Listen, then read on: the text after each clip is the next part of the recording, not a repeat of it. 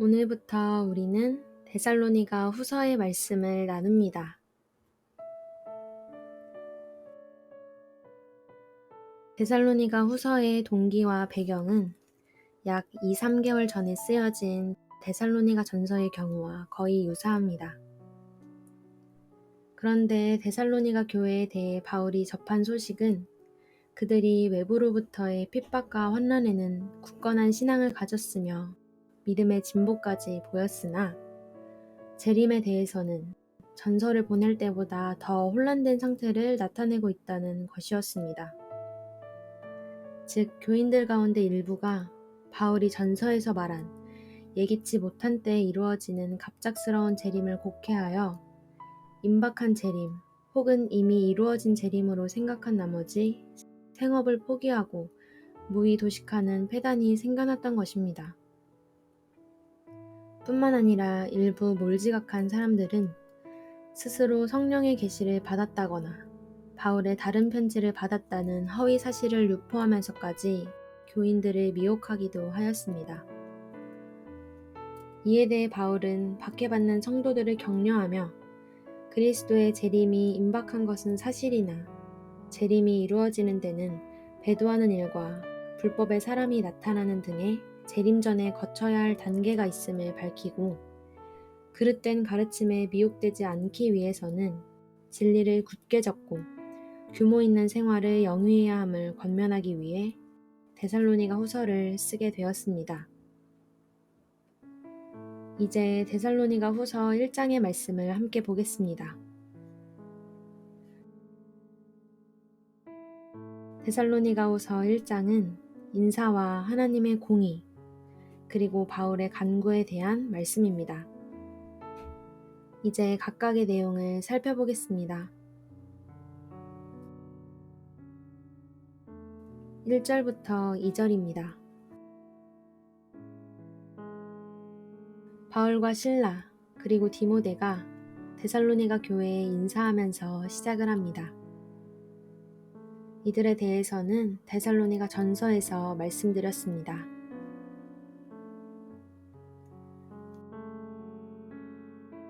3절부터 10절입니다. 바울은 고난당하는 데살로니가 교회에 대해 항상 하나님께 감사해야 한다고 합니다. 고난당하는 사람에게 항상 하나님께 감사해야 한다고 말하는 것은 언뜻 이해가 되지 않을 것입니다. 그런데 바울은 이것이 당연하다고 합니다. 그 이유를 바울은 그들의 믿음이 자랐고 그들이 서로 사랑하기 때문이라고 합니다. 도대체 바울이 무슨 말을 하려는지 알 수 없습니다. 또 바울은 이들이 당하고 있는 박해와 환난 가운데서 이들이 인내와 믿음으로 견디어내고 있는 것을 여러 교회에 자랑하고 있습니다. 이쯤 되면 바울이 작정하고 데살로니가 교회를 조롱하는 것처럼 보입니다. 그런데 5절을 보면 바울이 이렇게 말한 이유를 알 수 있습니다. 5절입니다.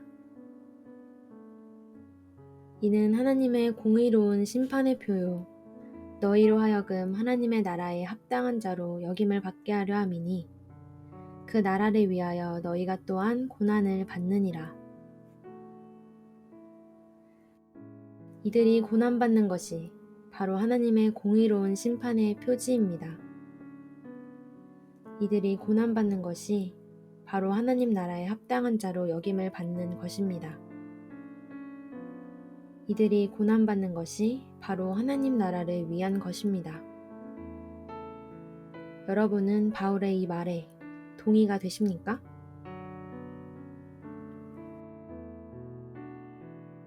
(6절부터 10절입니다) 너희로 환난을 받게 하는 자들에게는 환난으로 갚으시고 환난을 받는 너희에게는 우리와 함께 안식으로 갚으시는 것이 하나님의 공이시니 주 예수께서 자기의 능력의 천사들과 함께 하늘로부터 불꽃 가운데에 나타나실 때에 하나님을 모르는 자들과 우리 주 예수의 복음에 복종하지 않는 자들에게 형벌을 내리시리니 이런 자들은 주의 얼굴과 그의 힘의 영광을 떠나 영원한 멸망의 형벌을 받으리로다. 그날에 그가 강림하사 그의 성도들에게서 영광을 받으시고 모든 믿는 자들에게서 놀랍게 여김을 얻으시리니 이는 우리의 증거가 너희에게 믿어졌음이라.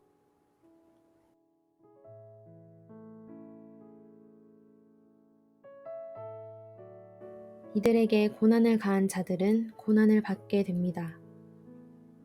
고난을 받은 이들은 하나님께서 이들에게 안식으로 갚으십니다. 이것이 바로 하나님의 공의입니다. 그리고 안식이라는 단 하나의 단어로 인해 모든 것이 상쇄될 수 있습니다. 하나님의 안식이 무엇을 말하는지를 성경에서 찾아보시기 바랍니다. 11절부터 12절입니다. 바울이 데살로니가 교회를 위하여 이들이 하나님의 부르심에 합당한 자로 여김을 받고 모든 선을 이루고 이들을 통하여 주 예수의 이름이 높아지기를 기도합니다. 오늘 우리는 데살로니가 후서 1장의 말씀을 통하여 믿음의 사람이 받는 고난이 하나님의 공의라는 것을 보았습니다. 하나님을 믿는데 고난이라는 것이 있을 수 있을까라는 의문이 들 것입니다. 하지만 예수님께서는 예수를 믿는다는 이유만으로 모든 사람에게 미움을 받을 것이라고 이미 말씀하셨습니다. 따라서 믿음의 사람이 고난을 받는다면 그 사람은 진짜 믿음의 사람이라는 증거가 됩니다. 그리고 고난을 견디는 사람이라면 그 사람은 믿음과 사랑이 그 속에 풍성하다는 것입니다. 또한 믿음과 인내가 있다는 것입니다. 다시 말하면 하나님께서는 고난을 통하여 믿음의 사람을 하나님의 사람으로 자라나게 하십니다. 믿음과 사랑, 그리고 인내라는 단어는 믿음의 사람에게 해당하는 말이기 때문입니다. 그런데 하나님께서는 당신의 자녀들이 고난만 당하는 것을 보고 계시지 않으십니다. 하나님께서는 고난과 핍박을 가한 이들에게 형벌을 내리십니다. 그리고 고난받는 당신의 자녀들에게는 안식을 주십니다. 이것이 하나님의 공의입니다. 또 이런 사람들이 하나님의 부르심에 합당한 자라는 것을 보았습니다. 하나님께서는 하나님께서 부르신 사람들을 통하여 모든 선을 이루도록 하시며 그리하여 그들을 통하여 영광을 받으시기 원하십니다. 오늘의 말씀 묵상을 위한 도움입니다. 첫 번째입니다. 믿음으로 사는 사람이 당하는 고난에 대해 생각해 보신 적이 있습니까? 믿음으로 인해 고난을 당한 적은 있습니까?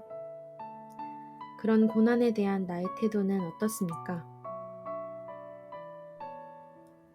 두 번째입니다. 하나님의 공의에 대해 생각해 보시기 바랍니다.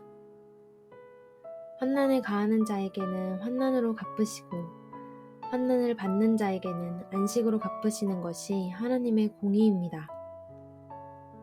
이 사실이 나에게 주는 유익은 무엇입니까? 이상으로 데살로니가 후서 1장의 말씀을 마칩니다.